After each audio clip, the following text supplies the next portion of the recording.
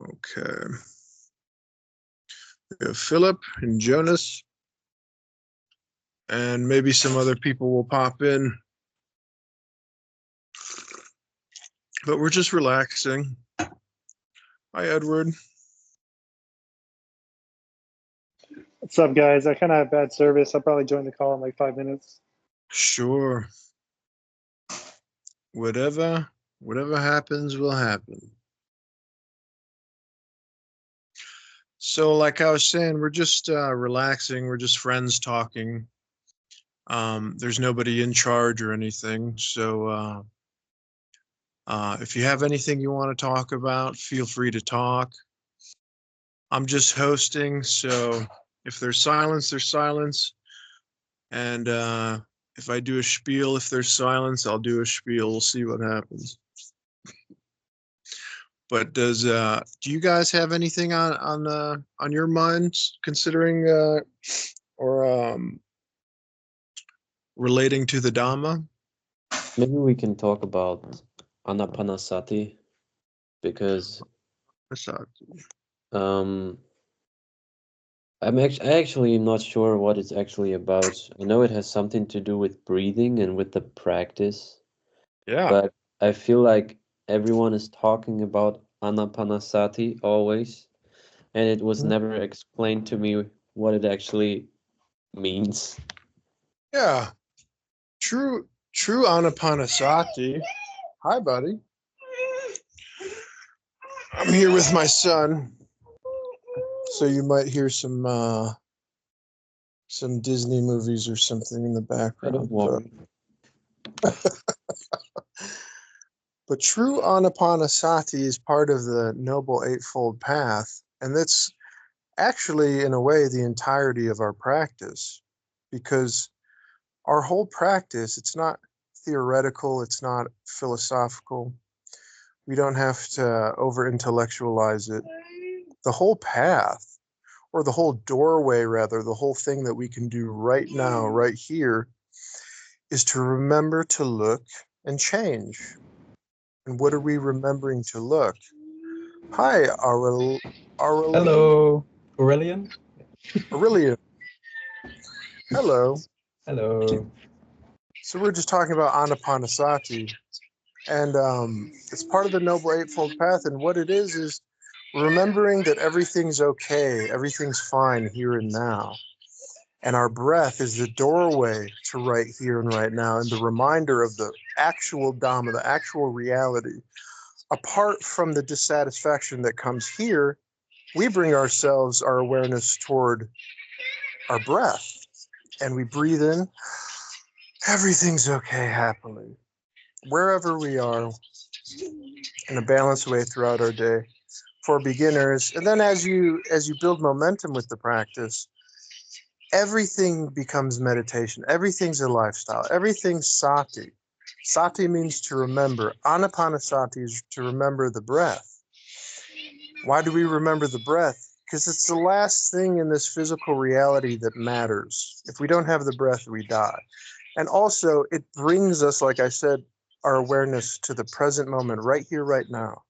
The middle way. Not the future, not the past, but right here, right now. And it's fine. Is the breath at some point also a hindrance if we cling to it? Whether things are a hindrance or not depends on if they're the cause of dissatisfaction. My shirt is not a hindrance, but if I wake up and I'm obsessing about my shirt and it has to be perfect, and if it's not perfect, it's causing me fear, hatred, anger, delusion, frustration, anxiety, then it's a hindrance. But now it's just a shirt. You see? Life is just life. But it's the same example as the shirt. We create these imaginary characters we call I, me, my in our head. We cling to the ego. The head of the snake is a sense of I. Why is it the head of the snake? Because the sense of I is it's the fountainhead. It's the thing where everything, all the dissatisfaction you can have springs from there. Like Ajahn Chah said, if there's no mind, there's no problem. Basically saying, If there's no ego, there's no problem. Because who is it that would have the problem? The breath can't have the problem. The breath is just the breath. The breath is what it is. And it's oftentimes with anapanasati and the whole Noble Eightfold Path, we're always trying to analyze it. It's just an action. The Noble Eightfold Path is an action. What people call Buddhism is an action. It's not up for debate. It's nothing to talk about too much in detail of little things here and there. What it is just a practice of remembering that everything's fine right here, away from this ego mind that causes all our trouble. And it's as simple as the Zen saying, when we're washing our dishes, we're washing our dishes. When we're eating, we're eating. When we're sleeping, we're simply sleeping. To make anything more complex than that is to stray away from our true nature that is just this peace and emptiness. Like when you're washing dishes, you forget yourself. And there's this peace. It's the only way I could really describe it. When you're washing dishes, when you're sweeping the floor, there's this peace. And the emphasis on anapanasati with the breath is like something I wrote the other day. It's like this little broom or sink we could bring with us wherever we go. It's an activity that we could bring with us wherever we go, if we can remember to use this important tool called anapanasati. And then we'll experience the fruits of this tool, which is the Dhamma, which is true reality, which is just apart from an idea of an ego. It's a peace, it's an emptiness. And I like the way Ramana Maharshi said it the best. And yeah, you could pick apart the technicalities of the way he words this, but we're in the practice of silence. It's as simple as that. Just silence.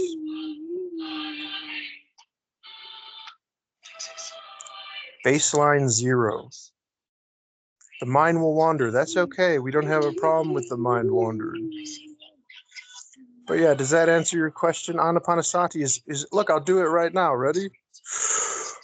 Oh, everything's okay. That's the whole Noble Eightfold Path. Right here, right now. Everything's okay. Everything's okay. Then this builds momentum. Oh, everything's okay. That's what he says. But what about this? But what about that? But what about this? But what about that? And you continue the whole imaginary character of the mind, of the ego, that causes all these problems. And for some reason, it's really difficult, can be really difficult, rather, for people to remember that you don't need to be a slave to the mind. You don't need to create an ego. Everybody you meet is going to have something that we would prefer it was another way. Oh, I like this person, but I prefer he was this way or she was this way. Oh, I like this situation, except for this, this, and this. But we have to become the change. We have to become what we wish other people were, what we wish other situations were. We become that, and it's called the Buddha. Where somebody's cruel to us, it doesn't bother us. A situation doesn't go exactly our way, it's no problem. We have the ability to maintain this anapanasati practice. And we reap the fruits of it. It's a joyful thing. I used to say back in the day, what we call meditation, but really sati and anapanasati, the Noble Eightfold Path in its entirety, it's not a punishment. It's not a puzzle to solve, and it's not a punishment. It's something we enjoy doing.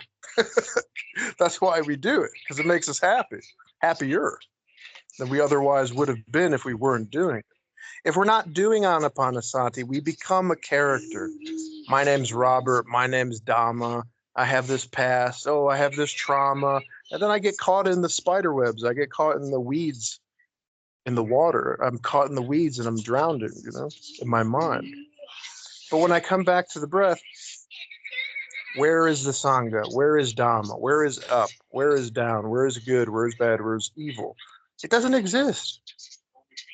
And we all do this when we're sweeping the floor, like I said, doing dishes, when we get caught in these moments of just losing ourselves. There it is right there. Remember to look at that. That's our true nature. And it's available anytime, anywhere.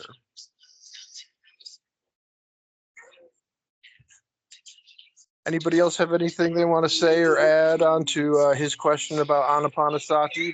Feel free. Yeah, people really You guys talk, so feel free. people and Westerners love to overcomplicate it, but it's so effortless to just take a breath, tell yourself you're okay. It's free, available at any point, and you're not clinging to anything. You know, you're not attaching it onto something external from yourself. It's not a cigarette. It's not a snack. It's not a tea even. You know, it's not even like working out. You know, you can not work out for a week and you're still gonna be happy. Sure, it might help you feel better in your body, but yeah.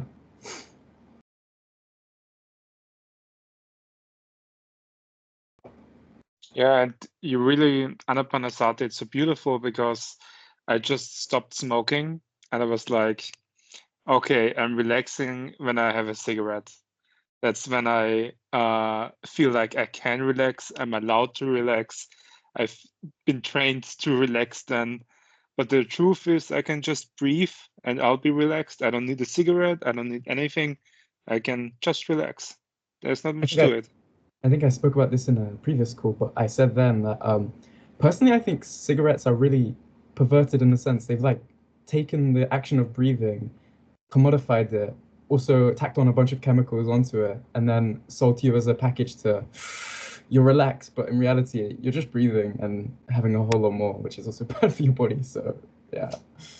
But that's great to hear, man. I'm really happy to hear you quit smoking. Yeah. Also, what I think is even worse. You're telling yourself, okay, I've just done something, doesn't matter what it is, but Yeah. I can only enjoy it after I had the cigarette. Like I had good food, now I have a cigarette. Now I'm enjoying things instead of just enjoying the thing you're doing anyway, because that's the thing you're enjoying. You're not really enjoying the cigarette, and you can just enjoy the thing. You don't need the cigarette. It's great.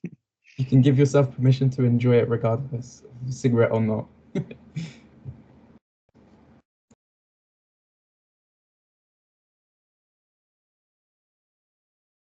I feel like that's what's happening a lot when we start practicing, like noticing in all kinds of ways how conditioned we are or were in just doing things. For example, I never really smoked actively, but for me it was a long time always together with drinking.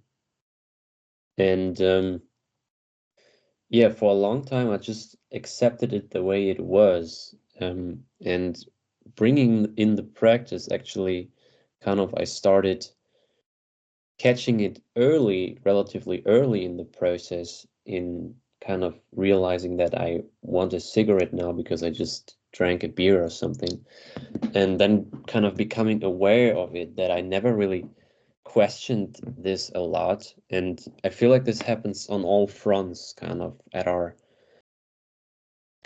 being, or how we are, how we used to be, and all things we also from the beginning of our childhood learned, maybe from our parents or someone else, that things have to be this way or should be that way, and never really questioned anything. And eventually it kind of became part of ourselves, and we started to kind of also make it our own.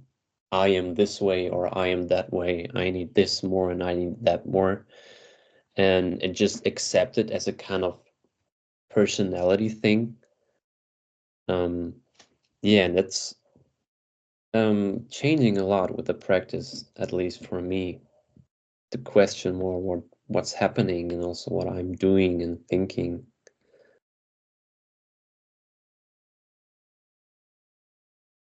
Yeah, and what is also great, especially about just breathing, about Anapanasati, it's like, okay, we've also been told we all need something to relax or to feel good, or I need to do something special. Maybe I eat. I have that a lot when I'm stressed. I eat something, but the truth is, you can just breathe. You don't need anything.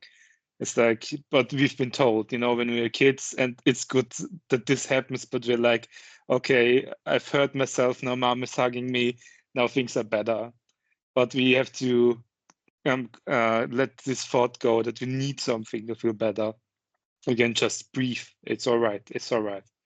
We can always feel all right. You don't need anything.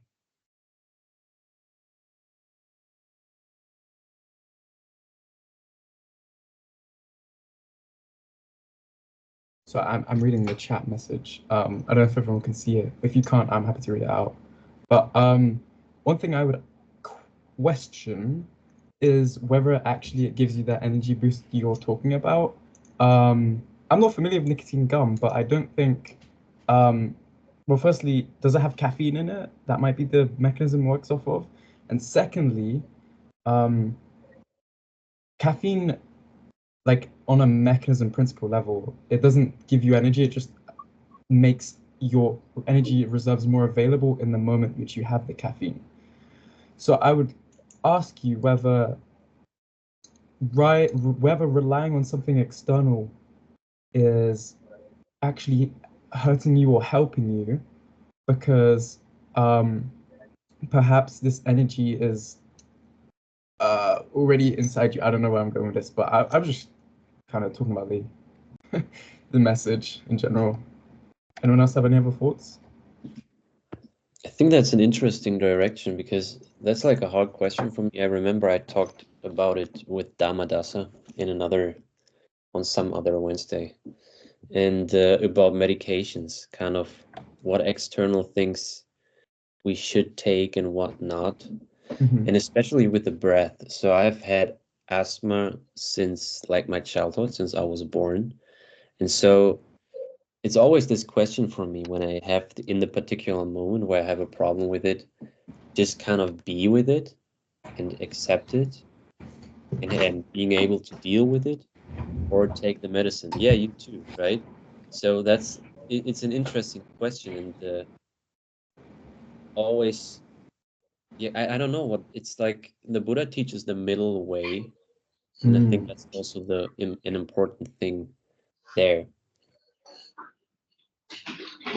It's Not like completely reject can you find that energy without it? That's what I think the middle way might be. Oh yeah, sure. And also maybe it's at some point it's good that your body tells you a lot of things, like when you're in pain to just rest, or when you're sleepy to just sleep. And sometimes possibly it's not good to suppress that.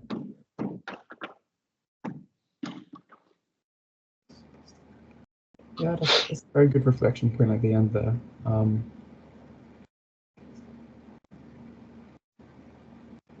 I think. Yeah. Oh, go ahead, buddy. Oh no. I was just gonna ramble anyway. So by all means, go. I was just gonna say a lot of the time that people are leaning more towards these stimulants, like Michael was saying in the chat. A lot of times, what are they doing? A lot of these people, it's either when they're very, very early beginners, or they're just people who've never heard of the Dhamma practice, have never heard of the Buddha. What are they doing? They're trying to become comfortably numb to their dukkha, to their dissatisfaction. That's what everybody does. That's what every human does. They have dissatisfaction, and they'll spend a lifetime trying to cover it up with drugs, alcohol, money, material possessions, status, power. The list goes on. And if we have the wisdom to see that we've seen people who are famous, and we see them kill themselves all the time. You see them miserable all the time. If that was the way to go, they would all be enlightened masters, but they're not. They're miserable, hungry ghosts, a lot of them. Not all of them, but a lot of them. They have a higher probability. So what does that tell us, it's not the drugs that are the problem. It's the addiction. It's the clinging to the drugs. It's not the alcohol that's the problem. It's the addiction. It's not society that's a problem. It's the addiction to get ahead that's the problem. It's the addiction to put others down. We have to loosen our grip on all of these things. And it doesn't become a question of should I do this particular physical activity or shouldn't I? Is that particular physical activity causing us dissatisfaction? And I can't answer that. Only the person doing said physical activity can answer that, him or herself. You know, and if we're not aware, if we're caught up in the mess of the mind, if you don't have the ability to see these bad karmas, these bad habits that we're creating. But I'm sure there's a whole bunch of monks in Thailand who smoke, and I'm sure they're happy as clams, you know. It's not a question of should they or shouldn't they. It's like it's up to them. Like, is it causing them or others around them dukkha? That's for them to decide, you know.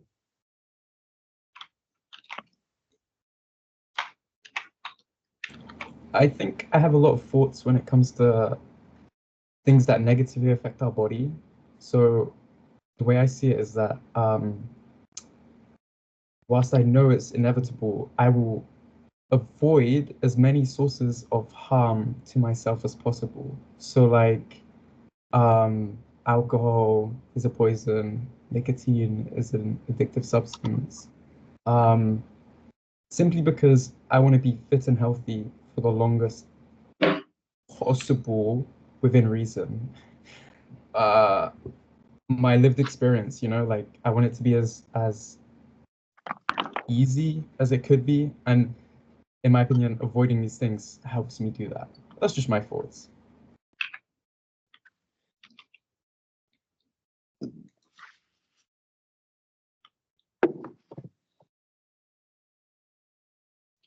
And also concerning the stimulants, a lot of the time we drink like coffee and stuff like this. I mean, coffee is great, and I drink a lot of coffee just because I enjoy it. But sometimes there are those moments where you, for example, you're at work or somewhere, and you feel like you need to drink the coffee because you need to perform better, you need to be more aware and stuff like this. When a lot of the time you're just fine, you don't need anything, it's fine to be tired, you'll get more awake eventually, and it's just fine. You don't need to fix everything and anything. Exactly that, yeah. I mean, spot on, really. What are some good energy boosters besides like caffeine and stuff? What do y'all do that's like more natural or just I breathe. with activities? I take a brain break. I breathe. I return to the moment. You know, meditation is a great one, even 5 minutes. I think they're almost better than external stimuli because 1, they're free, 2, they're always available, and 4, I don't know. Well, my counting's off, but anyway, you get the message. For me recently, I used to always like kind of get out of sleepiness or being like kind of stressed. I wanted to get out of it and kind of in a way of maybe going for a run or going off breathing fresh air.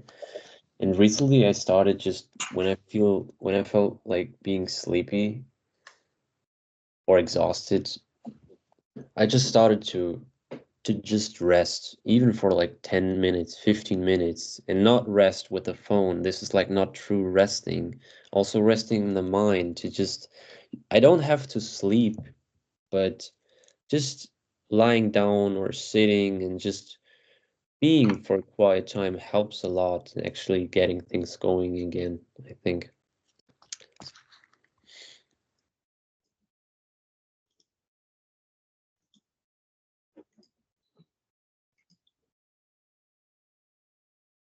Also, especially like recently, my sleep is a little bit bad because I dream a lot. I guess because a lot of things are happening right now for me, and I think like kind of my mind wants to deal with them in my dreams. And yeah, it helps me a lot just to sleep maybe more like 20 minutes during the day. And this actually helps me a lot in refreshing. And yeah, it's just the way it is. And accepting that maybe kind of currently things are a little bit more of a deal for me, and yeah, kind of resetting in that way if my body tells me I need it, and not just not trying to get away from it, to run away.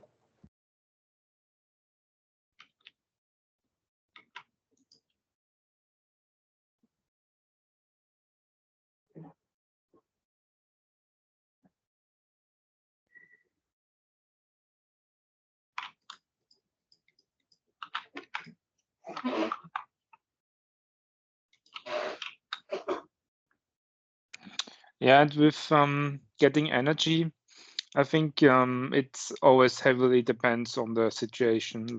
Like sometimes you just need to sleep. When I'm at the office, I'm usually trying to take breaks, go for a walk. That gives me energy back, because a lot of the time you're not really tired. You're just tired from the task you've been doing. So it's good to take a break, just breathe, don't look at your phone, all the things you've said before. And a lot of the time, energy, when you need it, it will come. Like when you have a meeting with your boss or something, like you're gonna get a little nervous and you're gonna be a little more aware. Like that's a good thing. Like you don't need to be super relaxed. You're gonna get that energy kick automatically, and that's fine too, unless you're too nervous or anything. But a lot of the time, when you need an energy kick, you'll just get it.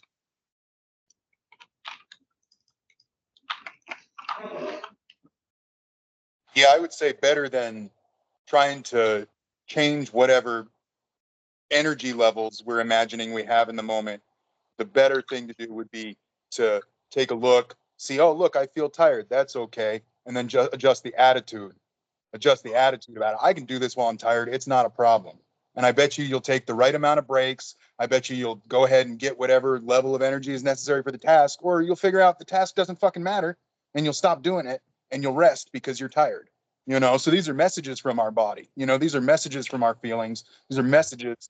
Even the Dhamma, the phenomena, can be looked at as messages in times, the mental objects. And the attitude is a message too. It says, hey, fix this or you're going to have a bad time.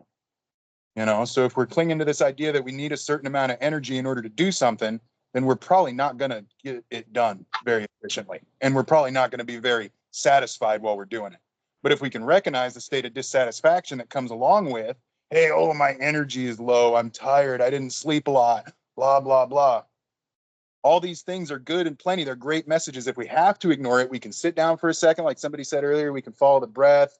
We can get in a really good mental state, really good champion attitude, positive mindset, and we can go at it while we're tired, or we can take the hint. We can take a rest, So I like exploring it in that way. But when we think about needing to change an energy level, what is energy dependent on? It's not dependent on a lot of things other than what your food, your eating, your activity level, So it's another conditioned thing. There's no need to change it. We need to change our attitude, our attitude about the conditioned thing. It's okay. It's all right. Everything's just fine. I'm going to get this done with no problems. Afterwards, I'll be able to rest if I want to. And while I'm doing it, I can play with it and have fun.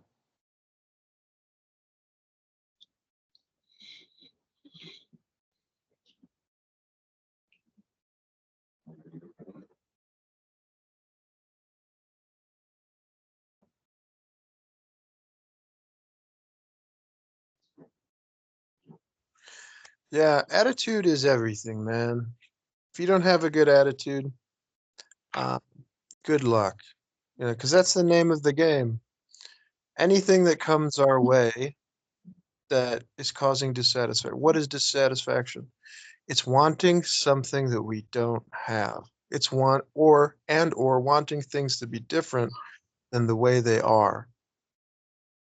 If we can be cool with things as they are, if we can be cool with what we have and not what we're expecting to get at some other moment in time, then what happens? Our mind, therefore, is cool.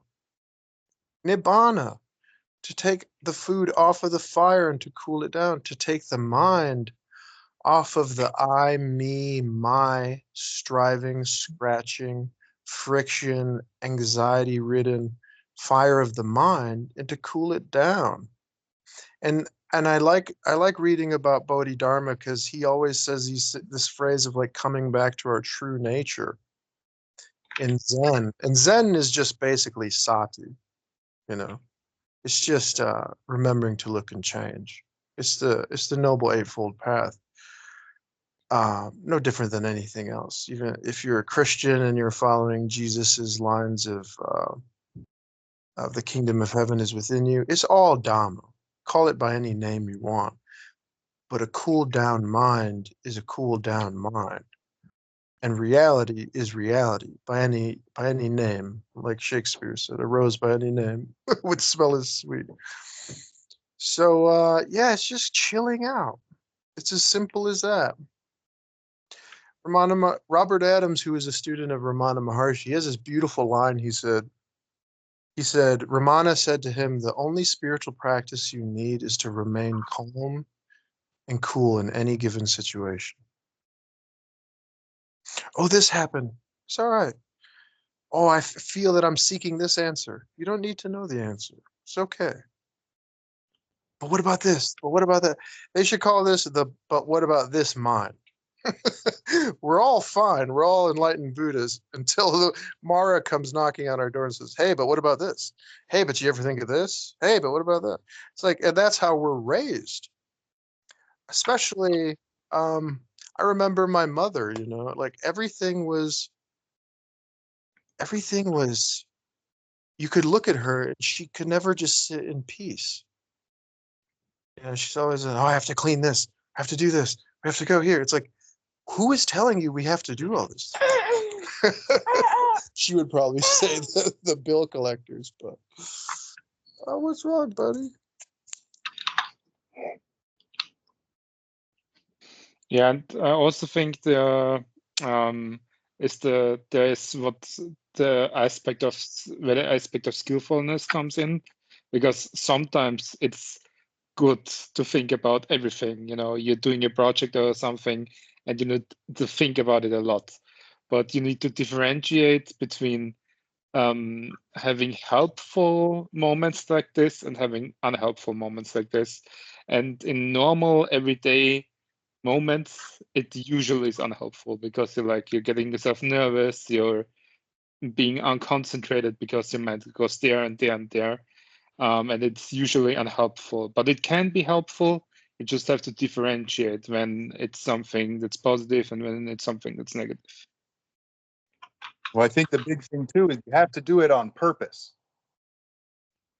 So you get caught up in things when you stop doing stuff on purpose, when you go back to sleep and you start letting thoughts and such start carrying you around. If we can think on purpose in this moment right now about what we need to do whenever it needs to happen, that's okay. There's no problem there. That can be very helpful. You can even let your mind free associate, doing it on purpose and knowing that it's not you and it's not yours. You don't have to pick it up and carry it around. You don't have to act like it's your person or who you are. And you don't have to act like that's going to be in accord with reality whenever whatever event comes about that you were thinking on, you know. But doing things on purpose is really, really, really important. Being able to have presence.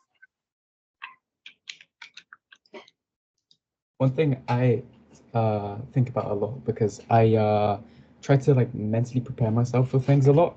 I like to tell myself, if I can mentally prepare myself in the now, then when I actually need to be prepared, I can just do the exact same thing then and there. And Yes. rather than stressing myself out for like hours and hours and hours thinking about something, I'll deal with it when it comes, you know? Yeah. Kick the can down the road. I'm more than capable. And just return to being happy and practicing. And yeah. I like it.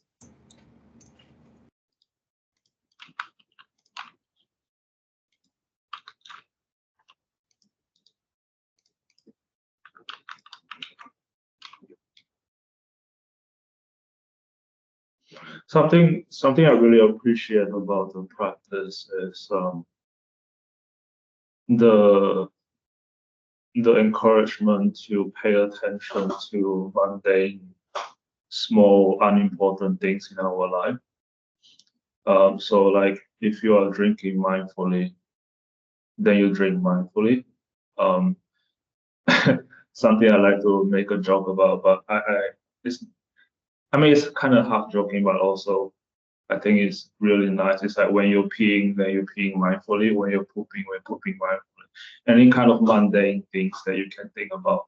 And I think it's so interesting and helpful because I feel like it's kind of fitting with what you guys are saying because I've been thinking about that. Is though this little thing, it kind of helps in like when you're doing something, you just do. And there's no because I struggle with overthinking. I think I think many people here do. Those little practice just seeps into I don't know, just everything, you know. Yeah, sorry, I lost my train of thought suddenly. But yeah, I just feel like saying that, like, and according to Anapanasati, I feel like there's like formal meditation sitting and informal mindfulness that we can always do through our daily life. And I know I find it so interesting, you know, like mundane things can be so beautiful if we immerse ourselves into it. Still trying. It's entirely based on perspective, and we have the ability to change our perspective in any moment. So I think that's wonderful.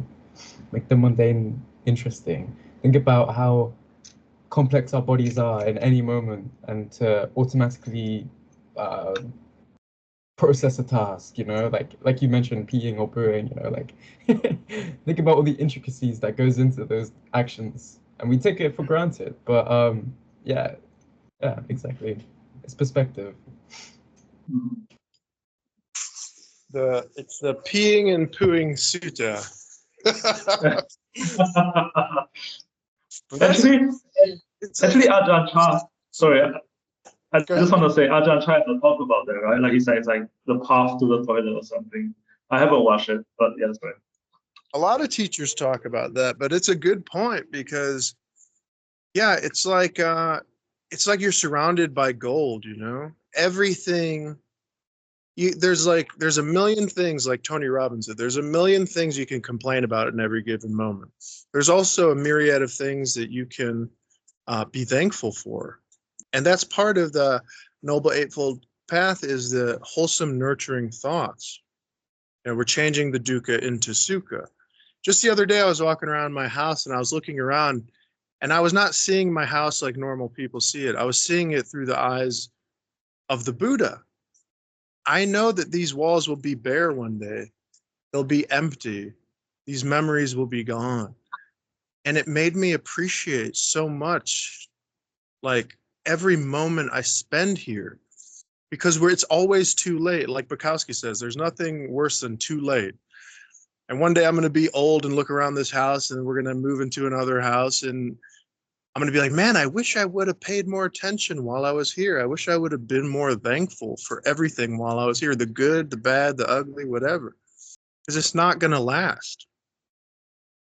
And man, we're rich when we can look around and say, God, I'm surrounded by gold. My little son here, I mean, sure, it can be challenging. He has special needs stuff, but God, he's a blessing.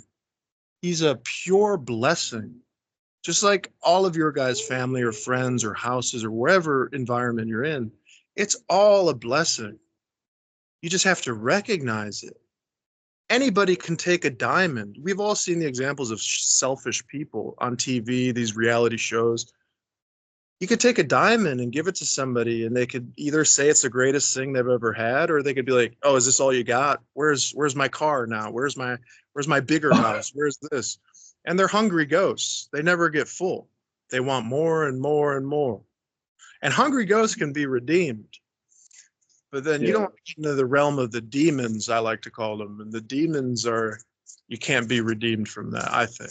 But that's different subjects. It's not metaphysical. It's just my terminology for different people's mindsets. It's nothing spooky. But anyways. But yeah, you just got to appreciate things as they are. find value in everything that you have. Like Nisargadatta said, if we could only learn to appreciate what we have and discard and not care if we get what we don't have, man, what else is there to do? What other practice do we need than than being satisfied, you know? I remember talking the other day to my mother, and my mother ate her. It's kind of funny for me because my mother ate her first banana when she was an adult. Before that, she never had a banana. So it was like a completely different experience for her to eat her first banana. And for me, it's just like a normal thing. I'm so used to eating bananas every day whenever I want.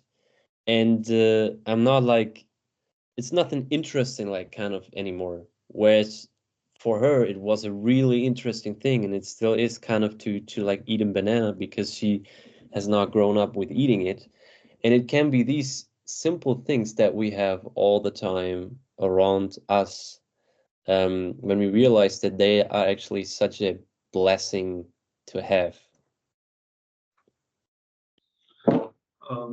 And Oh, I John. think Oh no, I um, just want. okay. Oh, go ahead. I can say that. It's fine. Okay. So I think there are like two things with being in this moment and appreciating reality as it is, because I think it's important that we cultivate awe, because life is amazing, those things are amazing, and sometimes it's enough to just look at something, like you're drinking, it's like, oh, this glass, it's amazing. I've never actually looked at the glass that much, and there are so many things I don't know about it. But then also you can also think about it, and this is sometimes helpful too, to build awe. Like, for example, I bought this glass in a store, so it needed to get in the store. There were many people involved for it to get in the store, for it to be stacked in the store, for it to be produced, for the chain of materials to go there, for the technology that we have that produced this glass. And it's just an endless chain, because everything is conditioned. Everything is endless. Everything conditions each other thing, and it's an endless chain. And it's sometimes important to remember that, because things are so amazing. Like, there's so many requirements and things that go into things. It's endless. It never stops, and it triggers awe in me, and it's a very, very good thing to do, I think.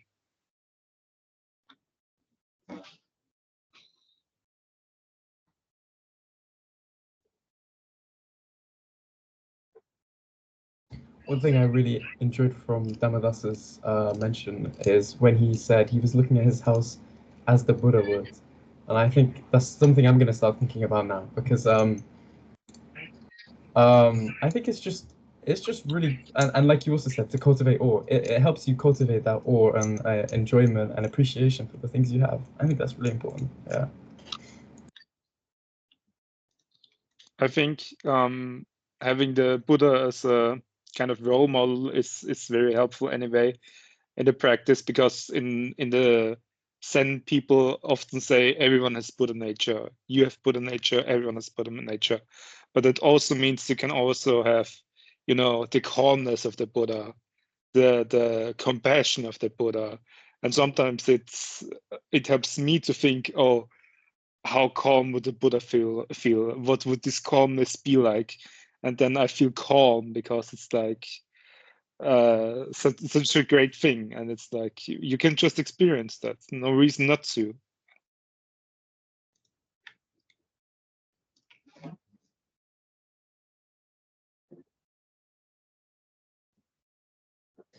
I sometimes have these moments with animals. For example, I just remembered because I saw a spider that's walking somewhere on my table. And like the normal reaction is to kind of wanting to get it out, or I don't know, just be like, put it away or something like this, get it out. And sometimes I see animals, and I just think about how amazing it is that I in this here and now, right here, I share this moment with this animal, and we're looking at each other, and how much I actually should appreciate this, however or whoever this animal might be, and however it came here, it just is with me here right now. And this can be, you can either appreciate this and get a lot of joy out of it, or you can just think in your conditioning. I'm scared of this spider. I want to get it out. It's disgusting or something like this. So there's so many moments, I think, especially with animals and nature, to have kind of this Buddha view, maybe. That reminds me of what Ajahn Chah said. He said in this book I was reading, I think it's called Food of the Heart, I think. Wonderful book. I'm on my like 15th time of reading it. I always read his books over and over, or listen to his books on audio. But he was saying, you know, the fact that you could offer him $1 million to kill an ant and he would not do it. And I was thinking about the other day, I'm like, would I do that?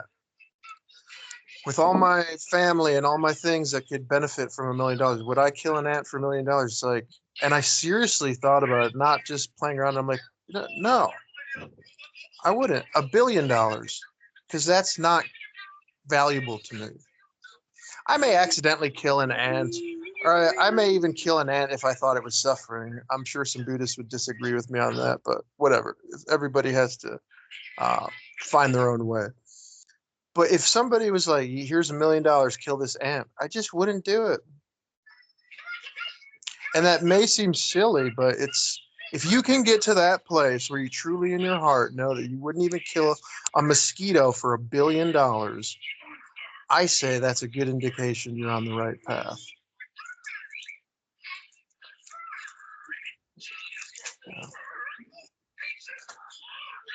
Because what does that mean? That means that your Dhamma practice is more valuable to you than gold, all the gold in the world.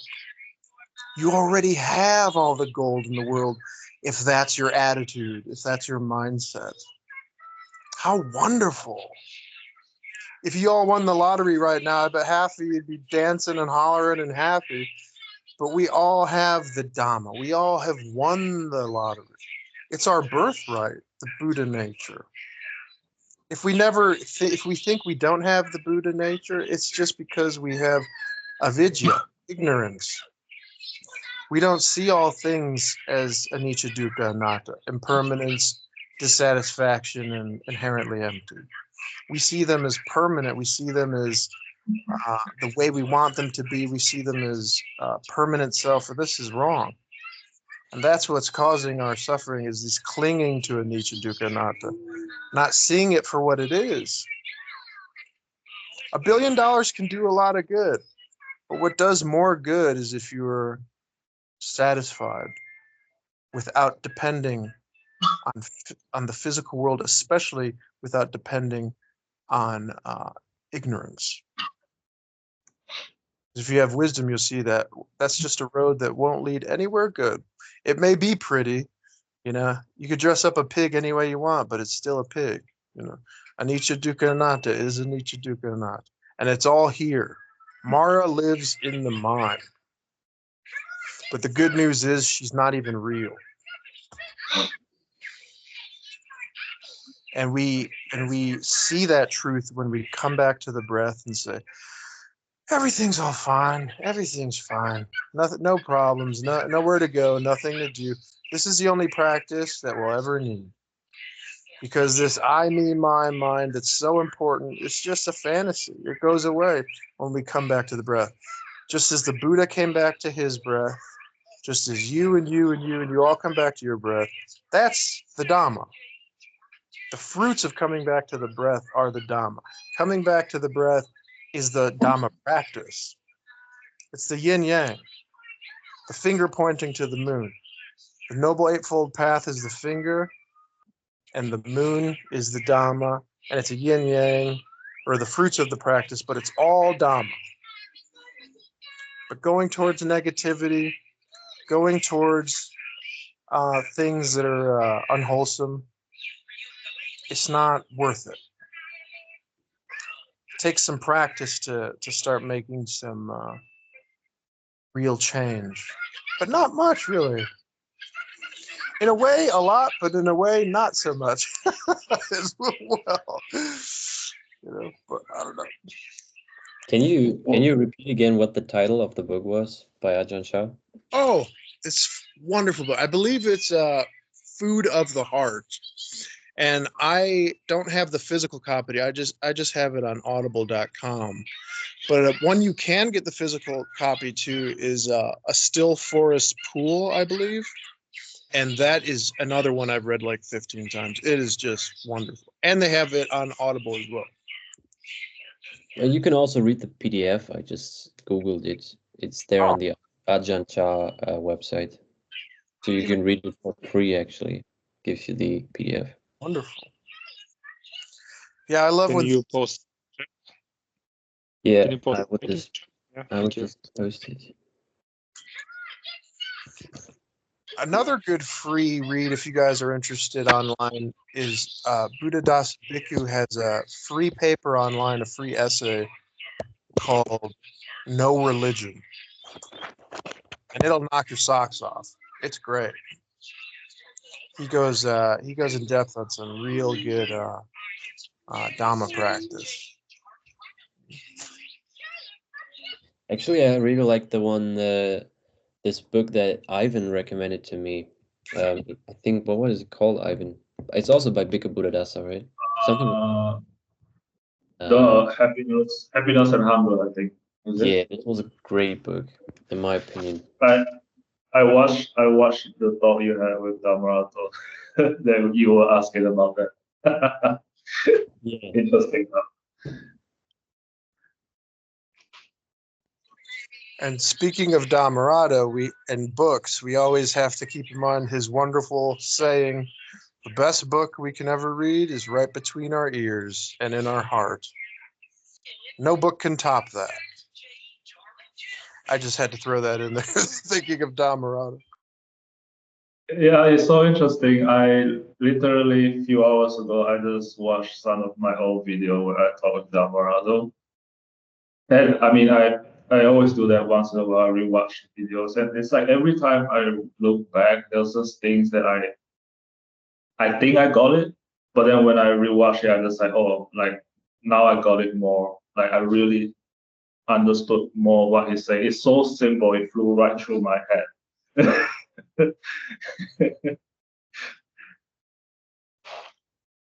And the Dhamma, it has that effect too. It's like when we're doing the Dhamma practice, the fruits of the Dhamma practice, peace and emptiness, and also a lot of people react in different ways.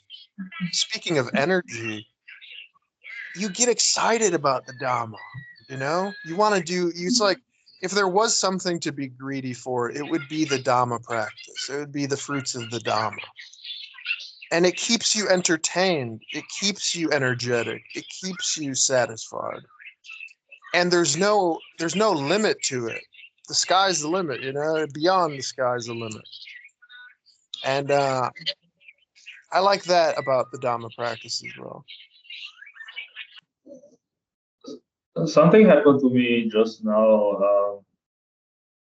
It's so interesting because I was just thinking about not like an intellectualizing kind of way, it's just feeling like an emotional experience of, I don't know, it's hard to explain. Like I'm thinking about it, but it's not like an intellectual proliferating way.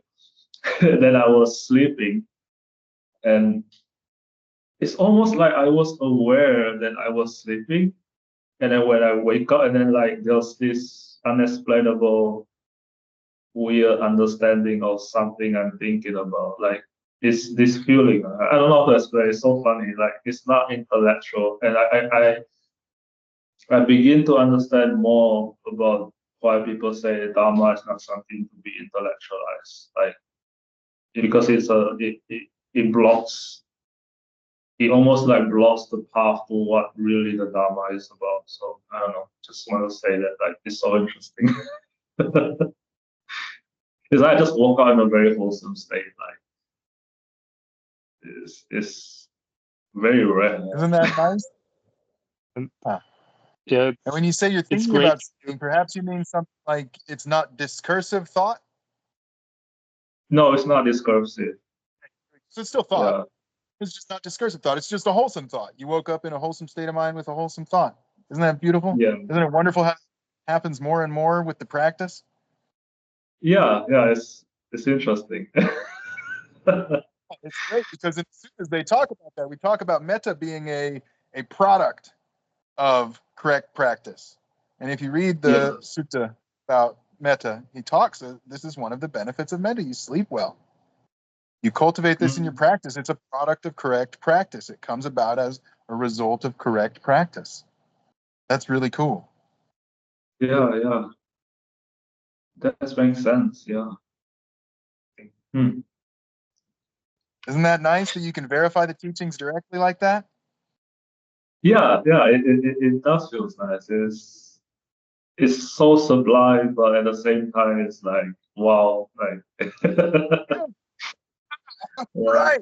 Absolutely. This stuff works. This is good stuff. yeah, right here, right now. Yes.